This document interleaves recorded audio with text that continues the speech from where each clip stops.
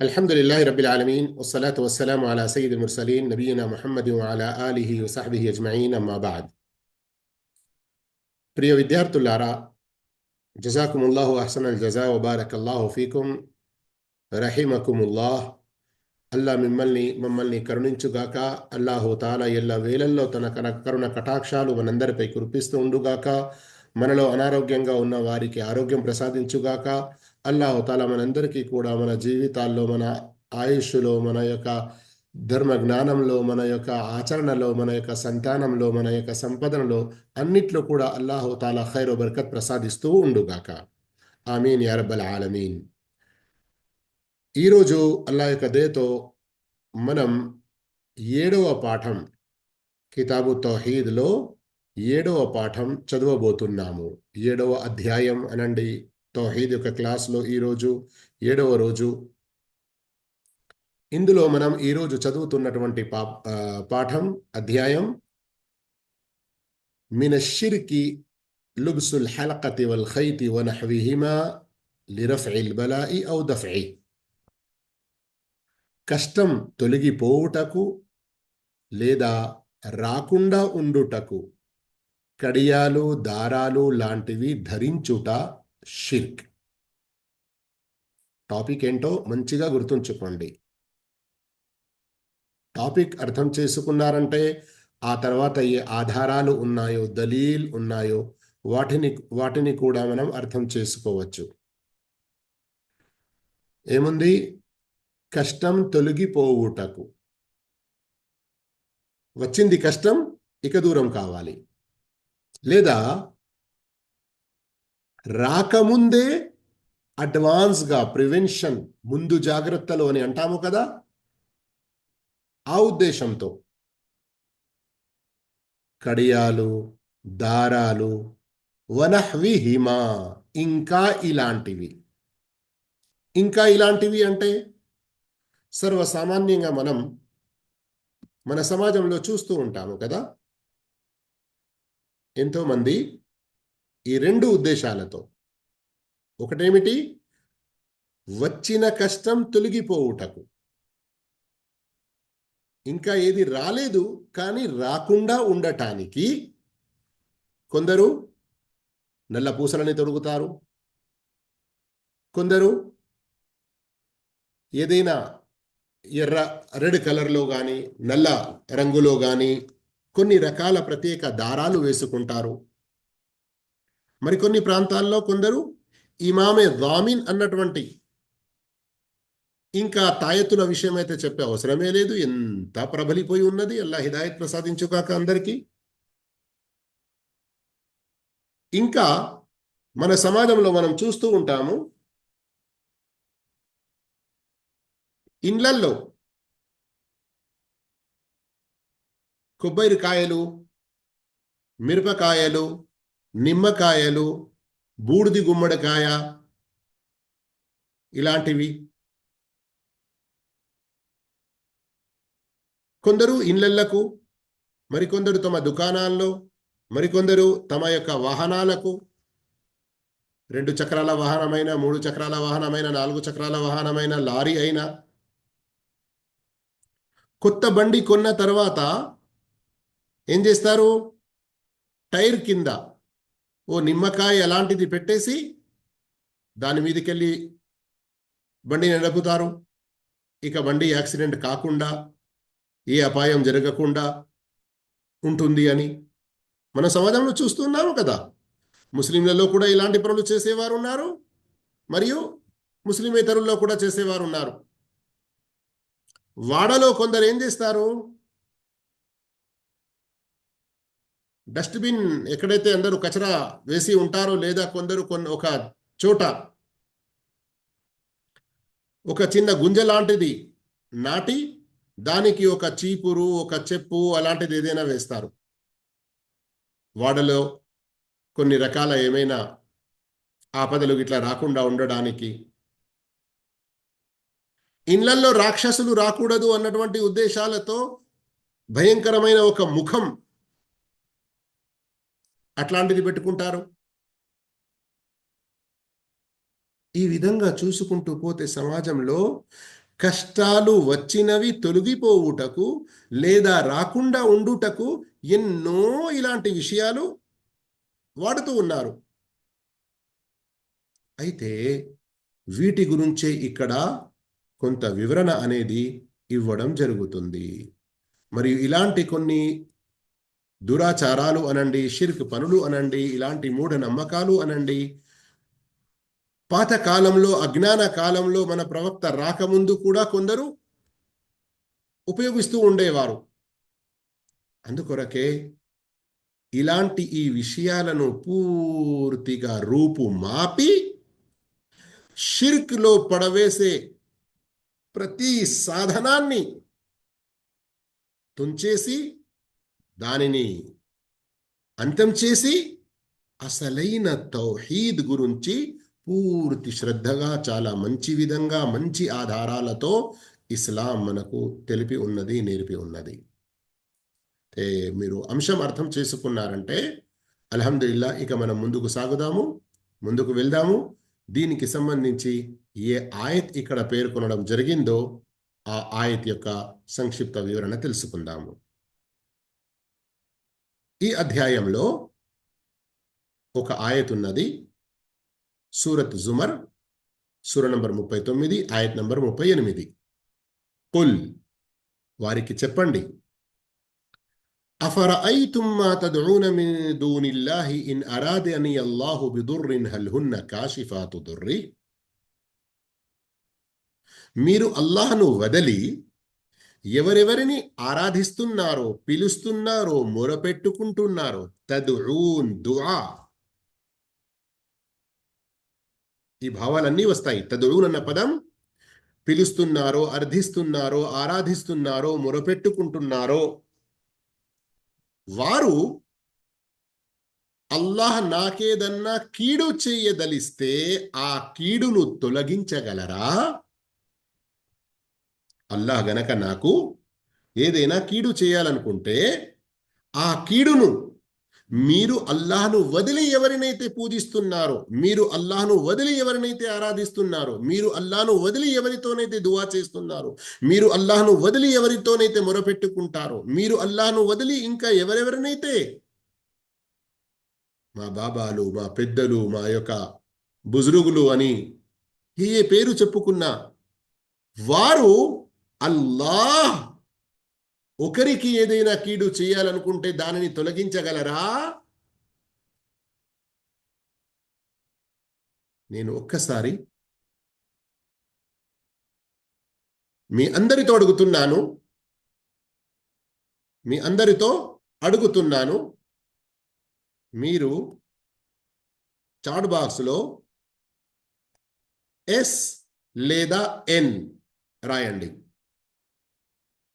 అల్లా ఏదైనా కీడు మీకు చేయదలిస్తే, ఈ పెద్ద పెద్ద ఔలియా అల్లాలు ఎవరెవరి వద్దకైతే వెళ్ళి ప్రజలు మజార్ల దర్గాలకు అల్లాను కాకుండా ఎవరెవరినైతే ఆరాధిస్తున్నారో, మొరపెట్టుకుంటున్నారో వారందరూ కలిసి అల్లా ఎవరికైనా ఇచ్చిన కీడును దూరం చేయగలరా?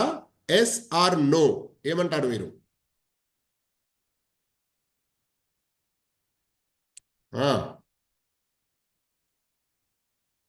మాషా అల్లా, అల్లా బర్కత్ ఇవ్వగాక. మీ యొక్క ఇల్ములో వాస్తవానికి నో అన్న సమాధానమే కరెక్ట్.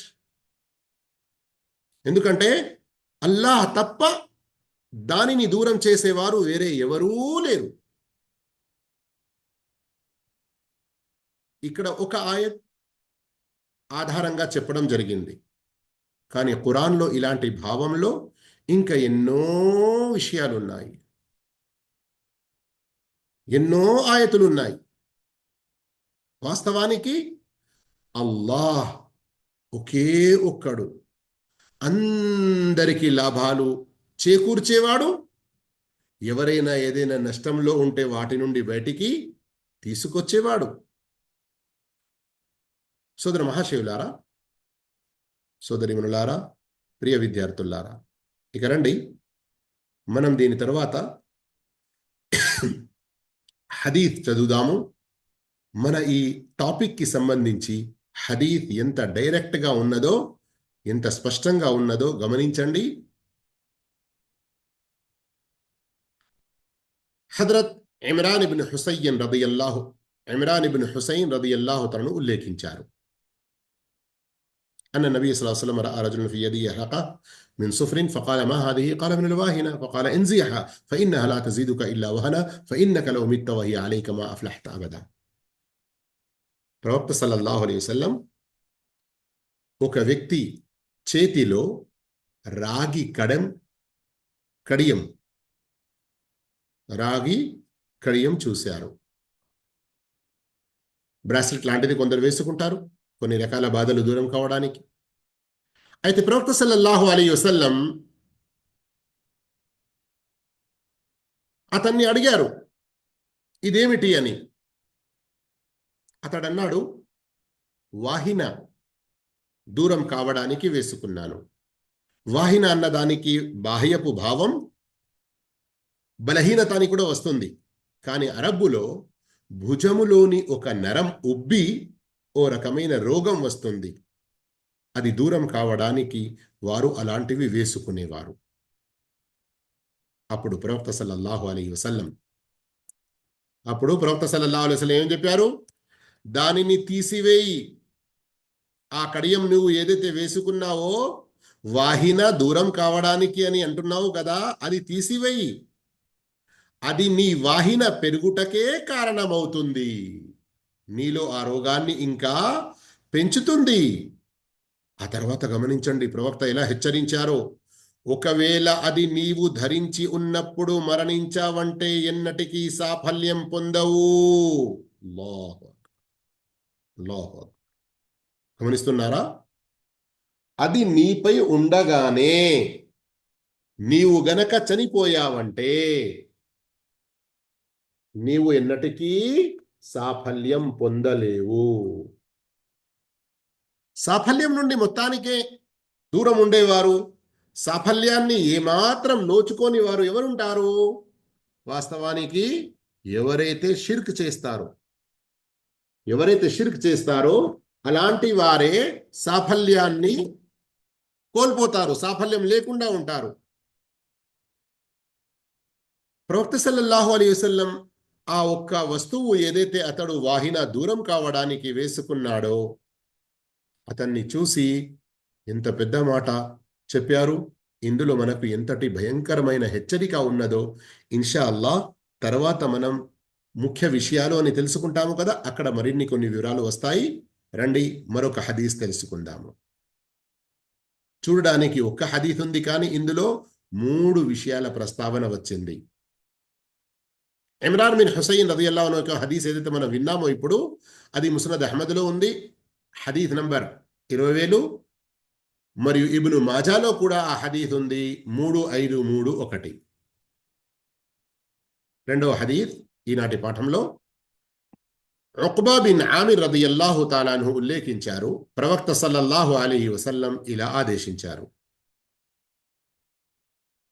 తాయత్తు వేసుకున్న వారి ఉద్దేశాన్ని అల్లాహ్ పూర్తి చేయకుండుగాక. మన్ తఅల్లక తమీమతన్ ఫలా అతమ్మల్లాహు లహ్. ఎవరైతే తాయత్తు వేసుకుంటారో తాయత్తు వేసుకున్న వారి యొక్క ఉద్దేశాన్ని అల్లాహ్ పూర్తి చేయకుండుగాక. గవ్వ సిపి అని ఉర్దూలో అంటారు. ఈ సముద్రాల్లో గిట్లా దొరుకుతాయి కదా, అవి కూడా కొందరు కొన్ని రకాల కష్టాలు బాధలు తొలగిపోవడానికి వాడేవారు. దాని గురించి చెప్పడం జరిగింది. గవ్వ సిపి వేసుకున్న వానికి కూడా అల్లాహ్ స్వస్థత ప్రసాదించకుండుగాక. మరో ఉల్లేఖనంలో ఉంది, తాయత్తు వేసుకున్న వారు షిర్కు పాల్పడినట్లే. ఈ 3 విషయాలు ఒక హదీత్లో ఉన్నాయి. ఈ హదీత్ ముస్నద్ అహ్మద్లో ఉంది 17,422. ఇక గమనించండి, మన సమాజంలో అల్లాహ్ కాపాడుగాక, అల్లాహ్ హిదాయత్ ప్రసాదించుగాక, ఎన్నో రకాల ఇలాంటి షిర్క్ పనులు మన ముస్లిం సమాజంలోని ప్రజలు చేస్తూ ఉన్నారు. కొన్ని ప్రాంతాల్లో పురుషుల కంటే స్త్రీలలో ఈ విషయాలు, ఈ మూఢనమ్మకాలు మరి ఎక్కువగా ఉంటాయి. ఇంట్లో పిల్లలకు కొంచెం జరిగినా అరే మల్సాబ్ దగ్గరికి వెళ్ళి దువా చేసుకుంటే సరిపోద్ది కదా అని భర్త అన్నప్పటికీ ఇక మీరు అదే ఆలోచనలు. మన ఇంటి పక్క వారిని చూడలేదా, ఫలానా దర్గా కాడికి పోయి అక్కడ నుండి ఒక తాయెత్తు తీసుకొచ్చుకుంటే ఇంత తొందరగా బాగా అయ్యాడు వాళ్ళ పిల్లవాడు. ఇలాంటి సామెతలు ఇచ్చుకుంటూ ఇంకా షిర్క్ పని గురించి పురిగొల్పుతారు. మరికొన్ని ప్రాంతాల్లో పురుషులు ఎక్కువగా ఉన్నారు, అందులో అనుమానం లేదు. కానీ ఉన్న విషయం మా యొక్క నోటీస్లో వచ్చిన విషయాన్ని తెలియజేస్తున్నాను. ఎవరిలో ఉన్నా గాని, పురుషుల్లో ఉన్నా, స్త్రీలలో ఉన్నా, భార్యల్లో ఉన్నా, భర్తల్లో ఉన్నా, కోడళ్లలో ఉన్నా, లేక అత్తవారిలో ఉన్నా, తల్లిలో ఉన్నా, బిడ్డలో ఉన్నా, షిర్క్ పని ఎవరిలో ఉన్నా గాని, అయ్యో మా అత్త చెబుతుంది కదా, ఇక నాకు వేరే గత్యంతరం లేదు, నేను ఎలా షిర్క్ చేయాలి అని అనుకుంటూ ఉండకూడదు. షిర్క్ నుండి తప్పించుకోవడానికి మార్గాలు వెతకాలి. అల్లాతో దువా చాలా చెయ్యాలి. మంచి రీతిలో వారికి బోధ చెయ్యాలి. ఇది షిర్క్ పని, దీనికి మనం పాల్పడకూడదు అని. తాయెత్తులు రకరకాలుగా ఉన్నాయి, అందులో కూడా క్వాలిటీలు ఉన్నాయి. వేరే వేరే రోగాలకు వేరు వేరు రకాలుగా, మరియు డబ్బు పరంగా కూడా 50 రూపాయల తాయెత్తులు, 150 రూపాయల తాయెత్తులు, 200, 500 రూపాయల తాయెత్తులు, 1000 రూపాయలలో కూడా. మరికొందరి యొక్క నమ్మకాలు, లేదురా నువ్వు చాలా తక్కువ డబ్బు ఇచ్చి కొనుకొచ్చావు కనుక నీకు ఆరోగ్యం లభించలేదురా, నువ్వు ఫలానా వేరే వారి వద్దకు వెళ్ళి అక్కడ 500 ఇస్తాడు, తొందరగా బాగవుతుంది. ఇలాంటి మూఢనమ్మకాలు కూడా ఉంటాయి కొందరివి. మానుకోండి ఇలాంటి వాటిని. ఇంత హదీస్ స్పష్టంగా ఉంది కదా. ఇక్కడ హదీస్ ఏదైతే ఇప్పుడు మీరు చూశారో, ఇందులో 2 భావాలు కావచ్చు, ధర్మవేత్తలు అంటారు. ఒకటి, ప్రవక్త సల్లల్లాహు అలైహి వసల్లం తెలుపుతున్నారు, ఖబరియా అని అంటారు, తెలుపుతున్నారు. ఏమని? ఎవరు తాయెత్తు వేసుకుంటారో వారి ఉద్దేశాన్ని అల్లా పూర్తి చెయ్యడు. ఎవరు గవ్వ వేసుకుంటారో వారికి స్వస్థత లభించదు. ఎవరు తాయెత్తు వేసుకుంటారో వారు షిర్కు పాల్పడతారు. కానీ మొదటి 2 విషయాల్లో మరొక భావం, ఇది ఓ రకమైన బద్దువా కూడా కావచ్చు. ఓ అల్లా, షిర్కు పాల్పడే అటువంటి పనులు చేస్తున్నారు వీరు తాయెత్తులు వేసుకొని, కనుక ఏ ఉద్దేశంతో వీరు తాయెత్తు వేసుకుంటున్నారో వారి ఉద్దేశాన్ని నీవు ఎప్పుడూ పూర్తి కానివ్వకు అన్నటువంటి ఒక బద్దువా కూడా కావచ్చు. అది బద్దువా రూపంలో ఉన్నా లేదా ఒక ఇన్ఫర్మేషన్ రూపంలో ఉన్నా మనకైతే అందులో హెచ్చరికనే ఉన్నది. ఇక ఈనాటి క్లాసులో 3వ హదీస్, ఈ అంశానికి సంబంధించి శ్రద్ధ వహించండి. హుదైఫా రదియల్లాహు తాలా అన్హు ఒక వ్యక్తి చేతిలో జ్వరం దూరం కావడానికి వేసుకున్న దారాన్ని చూసి తెంచేశారు.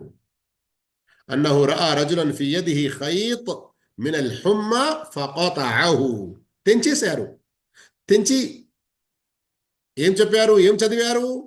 సూరత్ యూసుఫ్లోని ఆయత్ నంబర్ 106 చదివారు. గమనించండి, సూరత్ యూసుఫ్లోని ఆయత్ నంబర్ 106. ఏంటిదది?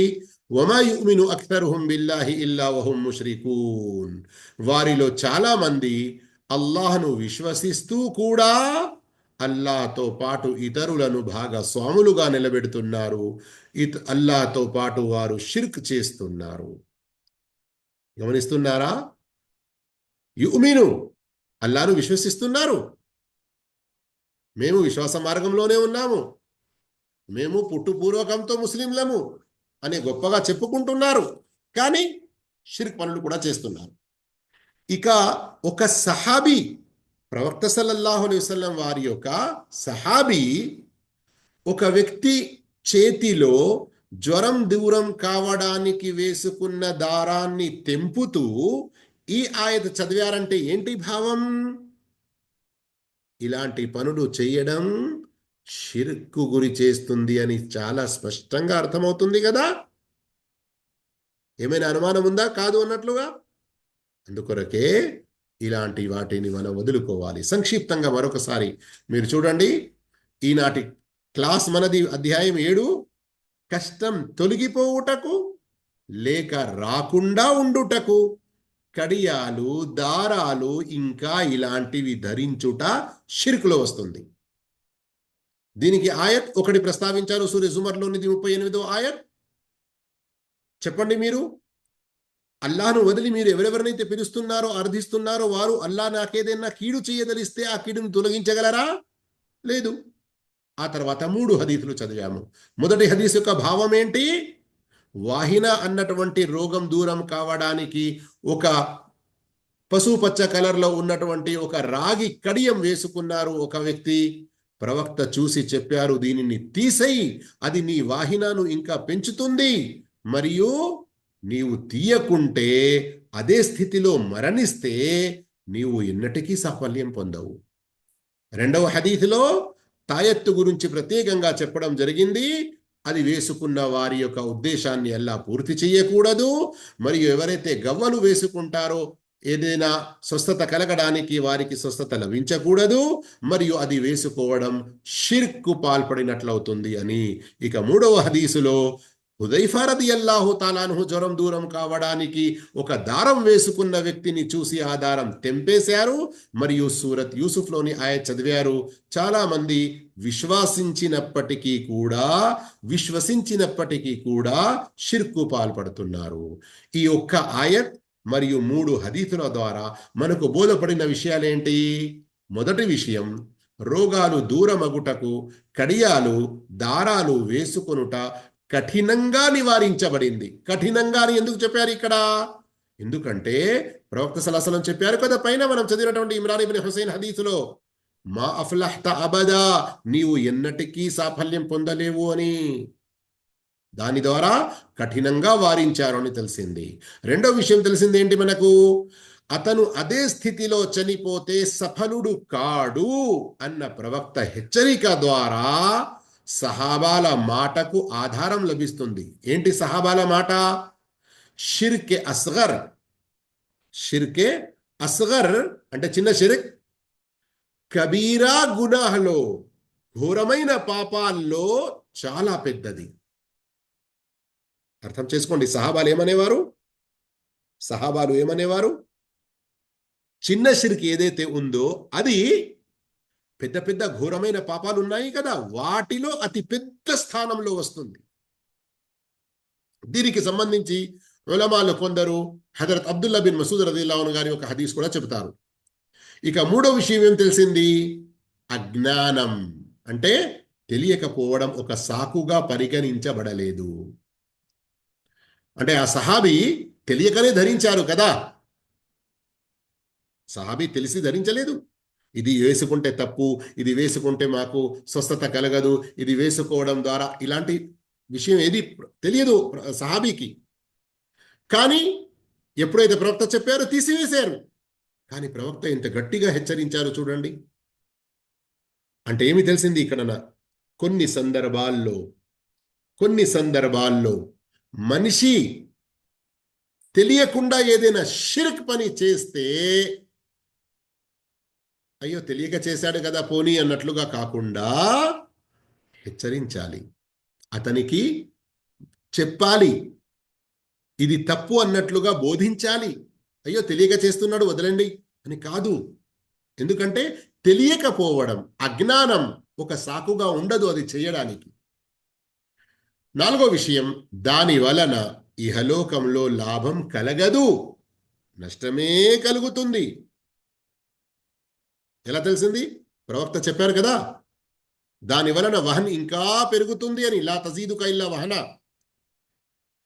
ఇక ఈ నష్టం ఎలాంటిది? శ్రద్ధగా వినండి. ప్రవక్త చెప్పారు గనక మనం తప్పకుండా నమ్మాలి. కానీ కొన్ని సందర్భాల్లో ఇహలోకంలో ఏర్పడకపోవచ్చు, ఆ నష్టం పరలోకంలో కావచ్చు. అవునా కదా? అందుకొరకే ఎప్పుడైతే ప్రవక్త చెప్పారో లా తజీదుక ఇల్లా వహన, నీ వహన్ని, నీ రోగాన్ని ఇంకా పెంచుతుంది అది, అయితే మనం లేదు నా పొలగాడు మంచిగా లేనోడు మంచిగా ఏంటి అది వేసుకుంటే, నువ్వు అంటున్నావు అది ఇంకా నష్టమే కలుగజేస్తుంది. ఎక్కడ నష్టం? బాబు అర్థం చేసుకురా బాబు. రోగంతో ఉన్నవాని రోగం పోవడమే ఒక్క లాభం కాదు, నీ విశ్వాసానికి లోపం కలిగిస్తే అది మరీ పెద్ద నష్టం కదా. ఇంకా వేరే రకాల నష్టాలు కూడా కావచ్చు ఏ లోకంలో పరలోకంలో. ప్రవక్త చెప్పారు గనక ప్రవక్త అనైతే అబద్ధం చెప్పరు, ప్రవక్త అనైతే తప్పు మాట చెప్పరు. అందుకొరకే మన విద్య తక్కువ ఉన్నది, మనకు ఇంకా అనుభవాలు కలగలేవు. ఇలాంటి నష్టాలో అది మన కొరత. కానీ అది బావిలో ఉండి కప్ప మొత్తం ప్రపంచం ఇంతే అని అనుకుంటుందట కదా, ఒక సామెత ఉంది కదా. అలా మనం కాకూడదు. మనకు ఇంకా తెలియలేదు, ఆ నష్టాలు మన దృష్టిలో రాలేదు అని ప్రవక్త మాటని తిరస్కరించినట్లుగా ప్రవర్తించవద్దు. చాలా జాగ్రత్తగా ఉండాలి ఇలాంటి విషయాల్లో. ఐదో విషయం ఏం తెలిసింది మనకు? ఇలాంటి పని చేసిన వారిని కఠినంగా హెచ్చరించాలి.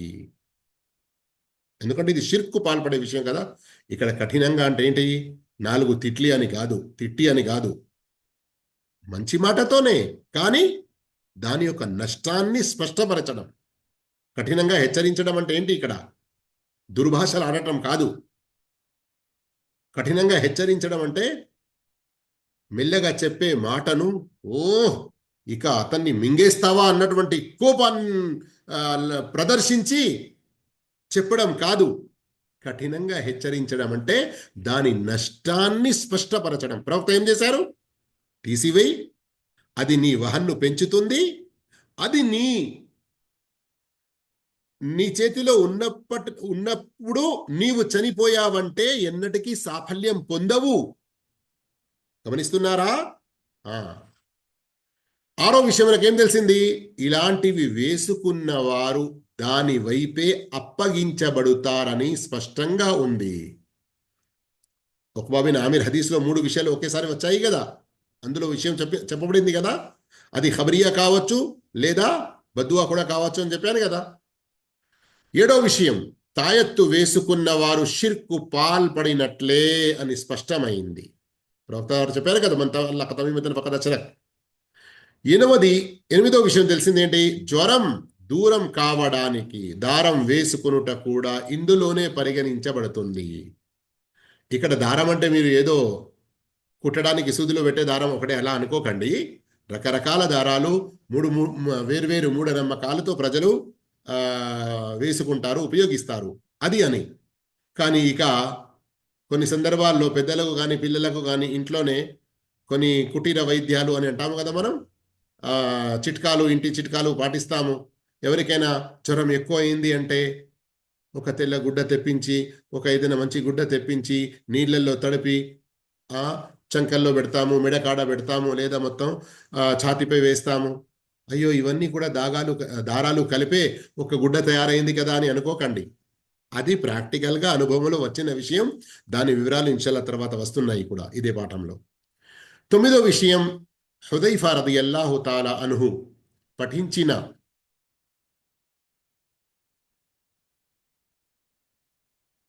హుదైఫా రదియల్లాహు తాలాను పఠించిన ఆయతుతో తెలిసిందేమిటంటే, ప్రవక్త సహచరులు, శ్రద్ధగా వినండి, ప్రవక్త సహచరులు పెద్ద షిర్క్ను ప్రస్తావించిన ఆయతులను చిన్న షిర్క్ యొక్క ఆధారంగా తెలిపేవారు.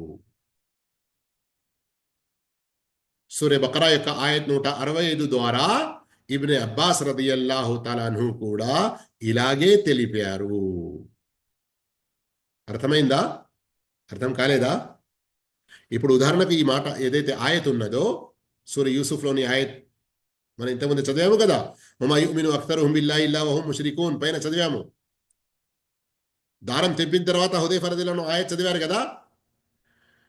మరియు ఇబ్ను అబ్బాస్ రదియల్లాహు అన్హు మరియు సూరతుల్ బకరా ఆయత్ నంబర్ 165 ఏదైతే ఉందో, వాస్తవానికి వీటిలో పెద్ద షిర్క్ ప్రస్తావన ఉన్నది. వాస్తవానికి వీటిలో ఏమున్నది? పెద్ద షిర్క్ ప్రస్తావన. కానీ సహాబాలు చిన్న షిర్క్ను కూడా ఖండించడానికి దలీల్గా, ఆధారంగా ఈ ఆయతులను ప్రస్తావిస్తారు. ఏ ఆయతులలోనైతే పెద్ద షిర్క్ గురించి చెప్పబడిందో. అర్థమైంది కదా ఇప్పుడు? 10వ విషయం ఏం తెలిసింది? దిష్టి తగలకుండా గవ్వ సిపి వేసుకునుట కూడా షిర్క్ అవుతుంది. ఇక మన సమాజంలో బహుశా గవ్వలు ఎవరైనా వేసుకుంటారా లేదా నాకు తెలియదు, నేను తిరిగినంత ప్రాంతాల్లో చూడలేదు. కానీ హదీసులోనే దీని ప్రస్తావన వచ్చింది గనక ఆ కాలంలో ఉండేవారు. కానీ మన సమాజంలో ఏమున్నది? ఎవరికైనా దిష్టి తగిలింది అని జీడి గింజలు చేస్తారు కదా, జీడి గింజలు పొయ్యిలో కొంచెం కాల్చి దాని యొక్క ధూమా, పొగ వారి పైన, తల పైన లేదా చుట్టూ ఇలా తింపుతారు. మరికొందరు అదేదో ఎండిన మిరపకాయలు అగ్నిలో వేస్తారు. దాని గురించి కూడా ఏదో చెప్పుకుంటారు. ఈ విధంగా పొగ వెళ్తే, ఈ విధంగా మంట వస్తే, ఈ విధంగా కొంచెం ఘాటు వస్తే వారి యొక్క దిష్టి పోయినట్లు, లేదా ఇలా అయితే పోలేదు అన్నట్లుగా. మరికొందరు ఏం చేస్తారు? దిష్టి పోవడానికి ఏదో నిమ్మకాయ లేదా మిరపకాయ లేదా కోడిగుడ్డు తింపి తీసుకెళ్లి నడి రోడ్లో వేస్తారు. అంటే మీ మీద ఉన్న దృష్టి వేరే వారు అక్కడ నుండి దాటిపోతే వారికి తాగిలానా? అల్లా హిదాయత్ ఇవ్వుగాక. ఇలాంటివన్నీ కూడా మూఢనమ్మకాలండి. వచ్చిన దిష్టిని దూరం చేయడానికి ఇలాంటి పనులు చేయడం, ఇది తప్పు, ఇది షిర్క్. రాకుండా అడ్వాన్స్గా ఏంటయ్యా, ఈ మీ పిల్లలకు ఏంటి పాదాల్లో, అరచేతిల్లో, 2 చెంపలకు, బుగ్గలకు, మరియు నొసటి మీద ఈ నల్ల నల్ల మచ్చలు ఏం పెట్టారు? ఈ చేతుల్లో ఏంటి నల్లబూసలు కట్టారు? అల్లా తల ఇంత మంచి అందమైన బాబు పిల్లవాడు ఇచ్చినందుకు అందరూ వస్తున్నారు, చూస్తున్నారు. రాత్రి వరకు పిల్లవాడు మళ్ళీ వామిటింగ్స్ అండ్ మోషన్స్ ఇట్లా చేసుకుంటున్నాడు. ఎవరి దిష్టి తగులుతుందో ఏం చేయాలి? అందు గురించి ఎవరి దిష్టి తగలద్దని మేము ఇలా చేసుకున్నాము. ఇలాంటి మచ్చలు కూడా ఒకవేళ దిష్టి తగలకుండా అన్నటువంటి ఉద్దేశంతో ఉంటే ఇవి కూడా మూఢనమ్మకాలు. ఇక మాట వచ్చింది కనుక ఒక మాట చెప్పేస్తాను, శ్రద్ధగా వినండి. అయ్యో, మరి ఇవన్నీ కూడా షిర్క్ అంటున్నారు, పాడు అంటున్నారు, చేయొద్దంటున్నారు, మూఢనమ్మకాలు అంటున్నారు. మరి ఏం చేయాలి? ఉన్నాయి కదా మాకు బాధలు, ఉన్నాయి కదా మాకు కష్టాలు అని అంటారు కొందరు కదా. అయితే ఉదయం, సాయంత్రం ప్రవక్త సల్లల్లాహు అలైహి వసల్లం మనకు కొన్ని దుఆలు నేర్పారు. అవి చదువుకుంటూ ఉండాలి ఉదయం, సాయంత్రం. అంతేకాదు, ఎప్పుడు మనకు ఇలాంటి కొంత అవస్థ ఏర్పడుతుందో, దిష్టి తగిలింది అన్నటువంటి భావన ఏర్పడుతుందో, లేదా తగులుతుందేమో అని ఏర్పడుతుందో, దానికి కూడా ప్రవక్త పద్ధతులు నేర్పారు. అవి వస్తాయి కూడా ఇన్షాల్లా ఇంకా ముందు పాఠాల్లో కూడా. కానీ ఇక్కడ ప్రస్తావన వచ్చింది కనుక తెలుపుతున్నాను. ఏదైనా మంచి దుస్తులు ధరించినప్పుడు, ఇంట్లో ఏదైనా మంచి పెయింట్ ఇట్లా చేసుకున్నప్పుడు, ఇంకా ఏదైనా ప్రతి పని బిస్మిల్లా అని ప్రారంభించండి. మరియు దిష్టి తగులుతుందన్నటువంటి భయం ఉంటే, లేక తగిలితే అఊదు బికలిమాతిల్లాహి తామ్మ మిన్ కుల్లి షైతాని వహామ్మ వ మిన్ కుల్లి ఐనిన్ లామ్మ అని చదవండి. సూరతుల్ ఫలక్, సూరతుల్ ఇఖ్లాస్ చదివి ఊదండి. సూరతుల్ ఫాతిహా చదివి ఊదండి. ఈ పద్ధతులు పాటించండి. 11వ విషయం, తాయెత్తు వేసుకున్న వారిని, గవ్వ వేసుకున్న వారిని శపించబడింది. అంటే అల్లాహ్ వారిని తన సంరక్షణలో ఉంచాడు. ఎంత బాధాకరమైన విషయం చెప్పండి. అల్లా యొక్క సంరక్షణ నుండి మనం వెళ్ళిపోయాము అంటే, అల్లా మనల్ని చూసుకోడు అంటే, ఇక ఎవరైనా ఉన్నారా లోకంలో మనల్ని చూసుకొని రక్షించడానికి? ఎవరు లేరు. ఇక్కడి వరకు మనం ఇమాం ముహమ్మద్ అబ్దుల్ వహాబ్ రహమతుల్లా అలై కష్టాలు తొలగిపోవడానికి లేదా రాకుండా ఉండటానికి కడియాలు, దారాలు వేసుకునుట, ఇంకా ఇలాంటి వేసుకుంటే షిర్క్ అనేది అయితే చెప్పారో దానికి సంబంధించి ఒక ఆయత్, 3 హదీసులు, అందులో తెలిసినటువంటి 11 విషయాలు తెలిపారు. ఇక తాత్పర్యం, ఇది మన షేఖ్ అబ్దుల్ రహమాన్ సాది రహమతుల్లా అలీ గారు రాసినది. శ్రద్ధగా వినండి, చాలా ముఖ్యమైన విషయాలు ఉన్నాయి. ఈ అధ్యాయం మంచి రీతిలో అర్థం కావాలంటే సాధనాలకు సంబంధించిన ఆదేశాలు తెలుసుకోవడం చాలా అవసరం. సాధనాలు అంటే అర్థమవుతుంది కదా, మనం ఏ పని, ఏదైనా లాభం పొందడానికి కొన్ని పనులు చేయవలసి ఉంటుంది, అవి సాధనాలు అవుతాయి. మనం ఏదైనా నష్టం నుండి దూరం ఉండాలంటే కూడా కొన్ని ఏమైనా చేయాలి ఉంటుంది. ఒక టార్గెట్కు రీచ్ కావడానికి ఏదైతే మధ్యలో సాధనాలు ఉంటాయో, సోర్సెస్ ఉంటాయో, అదేమంటున్నారు? ఈ అధ్యాయం, 7వ అధ్యాయం, ఇది మంచి రీతిలో అర్థం కావాలంటే సాధనాలకు సంబంధించిన ఆదేశాలు తెలుసుకోవడం చాలా అవసరం. సరే, అవసరం అండి మాకు, మరి ఎక్కడున్నాయి అవి, ఎలా తెలుసుకోవాలి అయితే మీరు బయటికి వెళ్ళి ఎక్కడ తెలుసుకుంటారో నాకు తెలియదు, నేను సంక్షిప్తంగా చెప్తున్నాను, చదవండి వినండి అని ఆయనే అల్హమ్దుల్లా మనకు ఏమంటారు దాన్ని పొట్టు తీసి మన నోట్లోకి తీసుకొచ్చి పెడుతున్నారు అరటి పండు మాదిరిగా. దాని వివరణ ఇలా ఉంది. సాధనాలకు సంబంధించి 3 విషయాలు తెలుసుకోవడం విధిగా ఉంది. ఇప్పుడు తెలుసుకోండి మీరందరూ కూడా, మీకు తెలిసిన వారందరికీ తెలుపండి ఈ విధిని. 3 విషయాలు ఏంటి? మొదటి విషయం, ధార్మికంగా లేదా శాస్త్రీయంగా, ధార్మికంగా లేదా శాస్త్రీయంగా లాభకరమైన సాధనం అని రుజువైన వాటినే సాధనంగా ఉపయోగించాలి. ఒక విషయాన్ని, ఒక వస్తువును మనం సాధనంగా ఉపయోగిస్తున్నాము అంటే అది ధార్మికంగా రుజువై ఉండాలి, అది లాభం కలుగజేస్తుంది అని, లేదా శాస్త్రీయంగా రుజువై ఉండాలి. రెండో ఆదేశం ఏంటి? వాటిని ఉపయోగించే వ్యక్తి, ఆ సాధనాలను లేదా ఏదైనా ఒక్క సాధనాన్ని ఉపయోగించే వ్యక్తి యొక్క నమ్మకం, ఆధారం, భరోసా వాటిపై అంటే ఆ సాధనాలపై ఉండకూడదు. వాటిని సాధనంగా చేసిన అల్లాహ్పై ఉండాలి. అర్థమైందా? వాటిలో ఏ లాభం ఉందో దాని కొరకు అది ఉపయోగించాలి. కానీ అసలు నమ్మకం, అబ్బా ఇక ఈ జీడి గంజ తింపి తీసేశారంటే ఖలాస్, ఇక నాకు ఏ డోకా లేదు, నాకు ఏ భయం లేదు, అంతా పోతుంది అని దాని మీదనే మొత్తం ఇలా పెట్టుకోవడం, అసలే అది షిర్క్, అసలే అది షిర్క్. కానీ శాస్త్రీయంగా లేదా ధార్మికంగా రుజువైన విషయం, ఒక చిన్న ఉదాహరణ ఇస్తాను మాట అర్థం కావడానికి మీకు. ప్రవక్త సల్లల్లాహు అలైహి వసల్లం వారు ఏం చెప్పారు? అల్ హబ్బతు సౌదా, కొందరు వీటిని నల్ల మిరియాలు అని అంటారు, లేదా ఉర్దూలో కొలోంజీ అని అంటారు కదా, కలోంజీ. తెలుగులో ఏమంటారో దీనికి వేరే ఏదైనా పదం ఉంటే తెలిసిన వారు రాయండి చాట్లో. ఈ హబ్బతు సౌదా గురించి ప్రవక్త సల్లల్లాహు అలైహి వసల్లం వారు చెప్పారు, ఇది చావు తప్ప అన్ని రోగాల కొరకు ఒక మంచి ఔషధం అని కదా ప్రవక్త వారి హదీస్. ఇక అది మరి ఖురాన్లో అల్లాహ్ తాలా తేనె గురించి ఏం చెప్పాడు? ఫీహి షిఫాఉల్ లిన్నాస్, తేనెలో స్వస్థత ఉన్నది అని కదా. కానీ ధర్మపరంగా మనకు రుజువైనది, శాస్త్రీయంగా రుజువైనది తేనెలో హబ్బతు సౌదా, తేనెలో నల్ల జీలకర్ర అని అంటున్నారు, నల్ల జీలకర్ర తేనెలో మరియు నల్ల జీలకర్ర హబ్బతు సౌదాలో షఫా ఉంది అని ధర్మపరంగా శాస్త్రీయ పరంగా మనకు రుజువైనది. కానీ రెండో ఆదేశం, అందులోనే ఉన్నది లాభం అని మనం దానిపైనే భరోసా నమ్మకం ఉంచకూడదు, అందులో అల్లా లాభం పెట్టాడు అన్నటువంటి నమ్మకం ఉండాలి. అర్థమైందా అండి?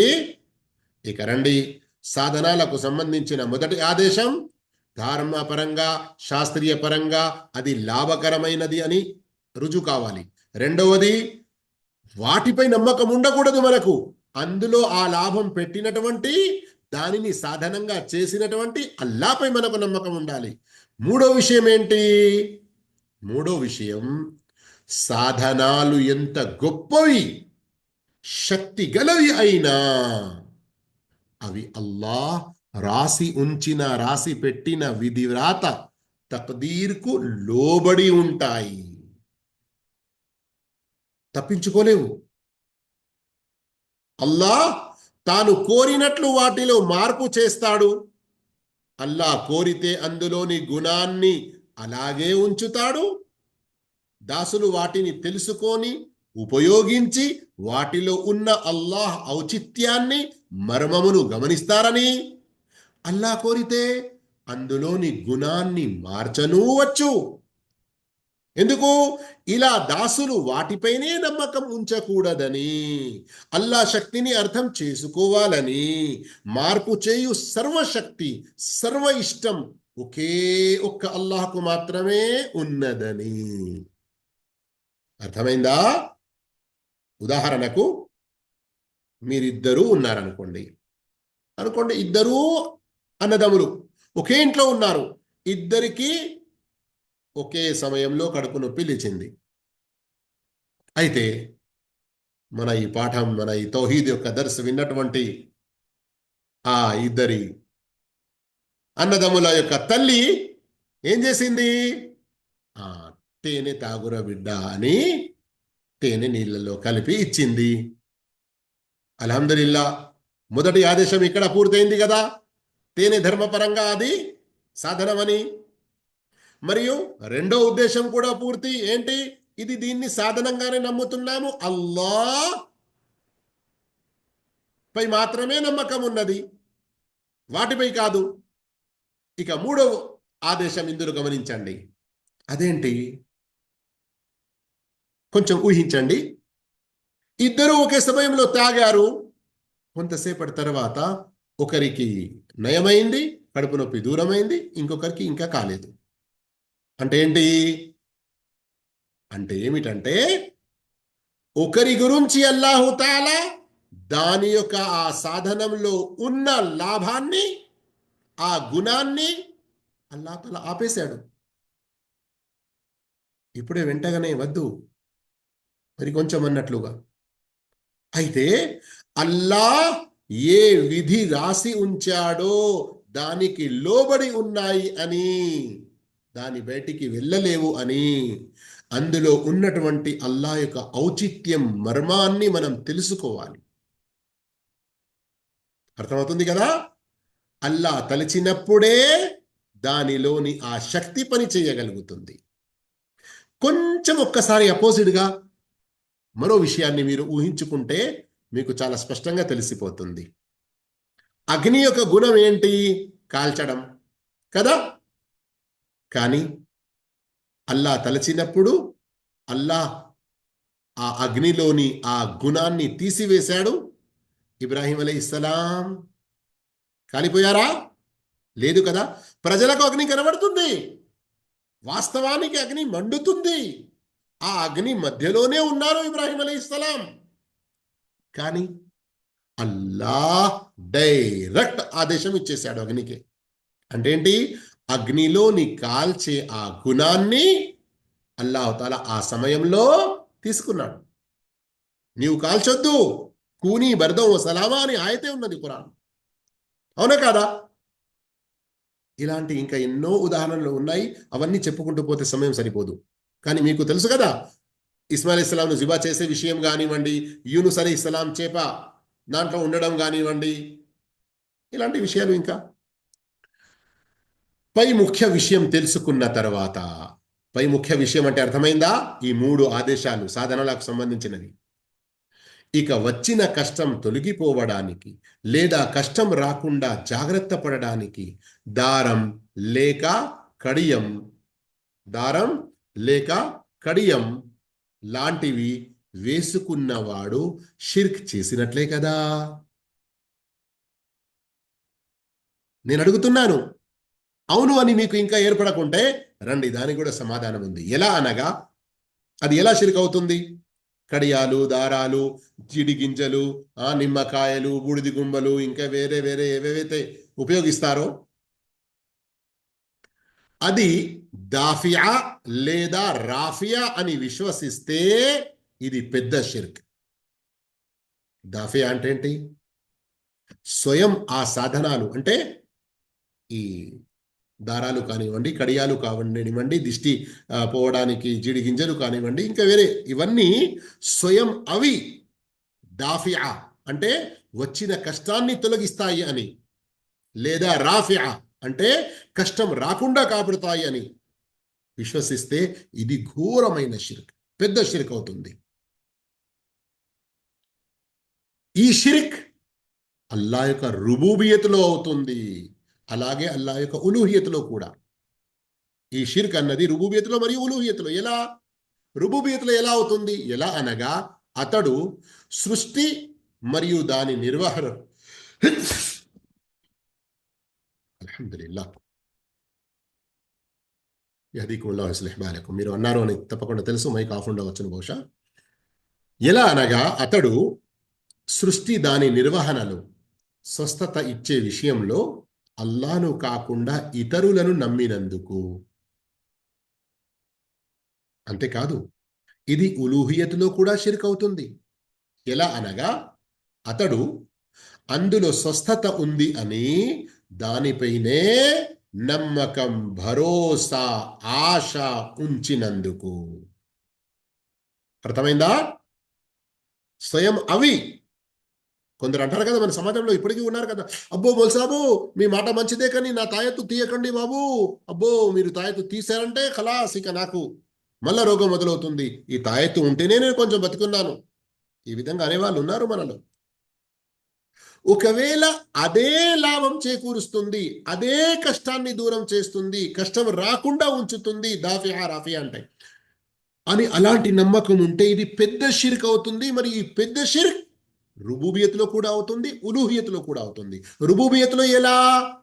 దానిలో అంత శక్తి ఉంది అని నమ్మడం ద్వారా. వాస్తవానికి అలాంటి శక్తి అందులో లేదు. అల్లాహ్ తఆలా అసలైన శక్తి గలవాడు. మరియు అందులో ఉంది అని నమ్మకం, భరోసా, ఆశ తీసేస్తే భయం వాటిపై ఉన్నది గనక ఉలూహియత్లో ఇది షిర్క్ అవుతుంది.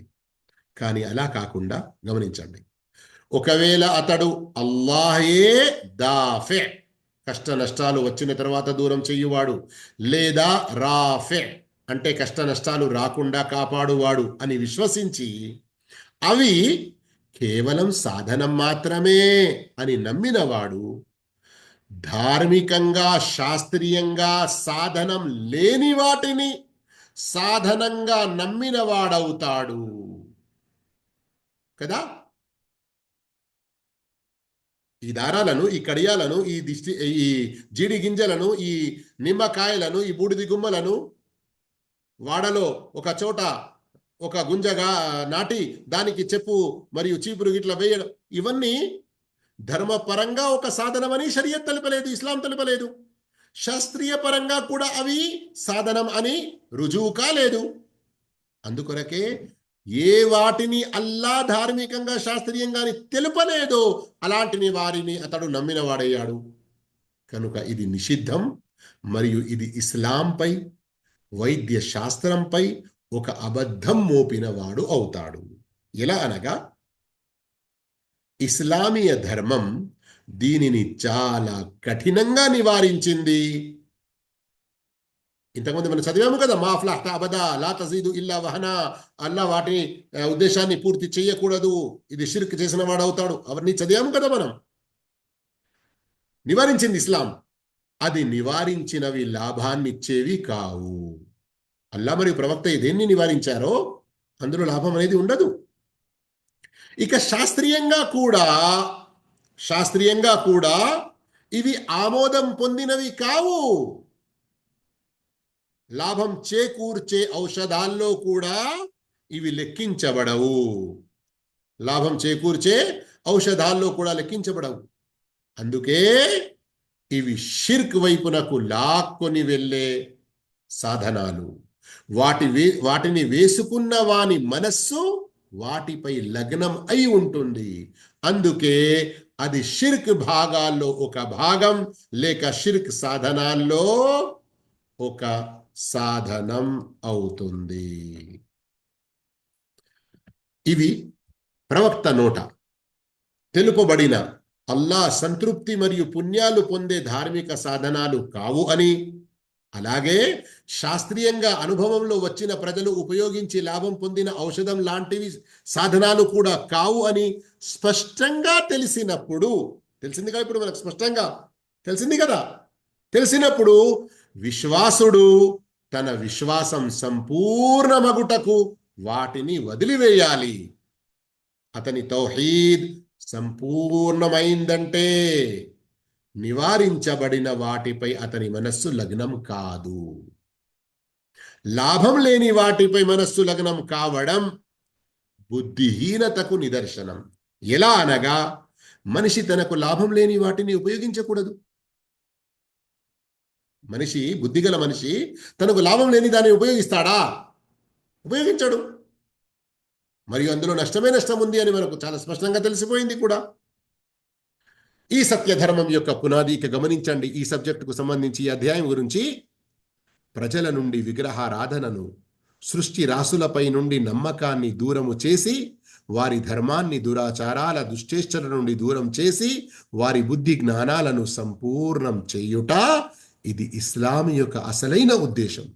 బుద్ధిని అభివృద్ధి పరిచే, ఆత్మలను శుద్ధిపరిచే, ధార్మిక ప్రాపంచిక స్థితిగతులను సంస్కరించే లాభదాయకమైన విషయాల గురించి కృషి చేయుట ఇస్లాం యొక్క ముఖ్య పునాది, ఇస్లాం యొక్క ముఖ్య ఉద్దేశాల్లో ఒకటి. అల్లాహుతాలా మనందరికీ ఈ అంశాన్ని కూడా మంచి రీతిలో అర్థం చేసుకునే భాగ్యం ప్రసాదించుగాక. జజాకుముల్లాహు ఖైరా.